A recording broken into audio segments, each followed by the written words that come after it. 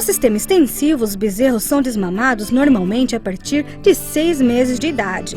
O manejo deve ser o menos estressante possível. Nesta idade, o animal já pode ser considerado um ruminante e tem plena condição de utilizar forragem sólida como única fonte de energia e de nutrientes de que necessita. Além do mais, a participação do leite na dieta do bezerro é pequena após o 3º mês de lactação. A desmama é sempre feita mais ou menos da mesma forma. A gente tem que separar os bezerros das mães da maneira menos estressante para o bezerro. Então, se a gente puder fazer essa separação de um modo que o bezerro fique próximo da mãe, então num pasto próximo, ele fica mais calmo porque ele tem a mãe por perto ainda, apesar de não estar junto. Se a gente às vezes não consegue deixar próximos, volta o bezerro para o pasto onde ele estava com a mãe, apesar dele estar agora sem a mãe, porque ele já volta para o ambiente que ele conhece, é um estresse menor, ele só não tem a mãe, mas ele tem o mesmo ambiente. Outra opção que a gente tem, de repente, de colocar algumas vacas no meio dos bezerros, né, alguns animais adultos, porque ele se identifica com animais adultos e às vezes isso diminui o estresse para ele. O máximo que a gente puder fazer para diminuir o estresse do bezerro, a gente sempre recomenda. Outras estratégias de desmame podem ser realizadas antes do tempo convencional. A desmama convencional realmente é feita com 6 a 8 meses do bezerro. Qual o intuito? Ele já não depende mais da lactação, ele já não depende mais do leite para a sobrevivência dele. E a gente tem que cuidar desse animal de uma outra maneira.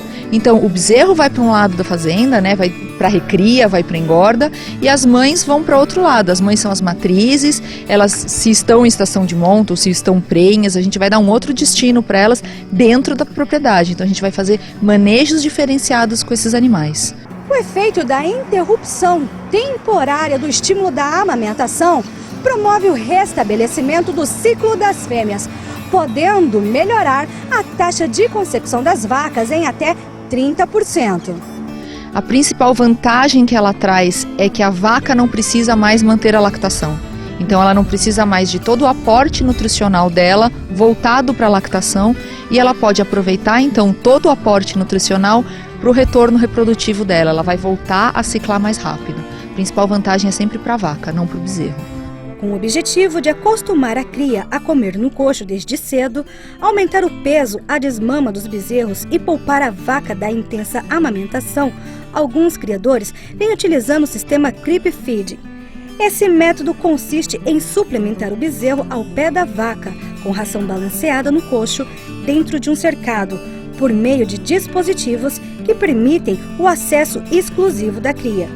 Em vez de ração no coxo, o mesmo cercado pode compreender um pequeno pasto diferenciado, formado com forrageiras de alto valor nutritivo, pequeno forte, alta densidade e devidamente adubado.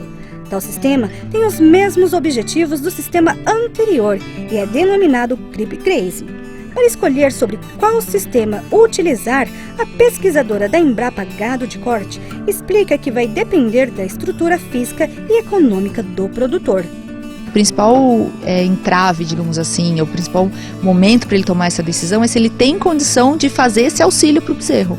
Se ele não tem condição de fazer essa suplementação, um manejo nutricional diferenciado para o bezerro, ele vai ter prejuízo com a desmama precoce, porque o animal vai perder peso, ele vai ter estresse, tem chance dele ter uma queda de imunidade, dele ficar doente, e o ganho de peso que ele vai ter até a idade adulta vai ser prejudicado. Então, se não tem condição de dar esse suplemento para o bezerro, espera, deixa para fazer no ano que vem, se estrutura, tenha uma estrutura da propriedade adequada para poder trabalhar assim.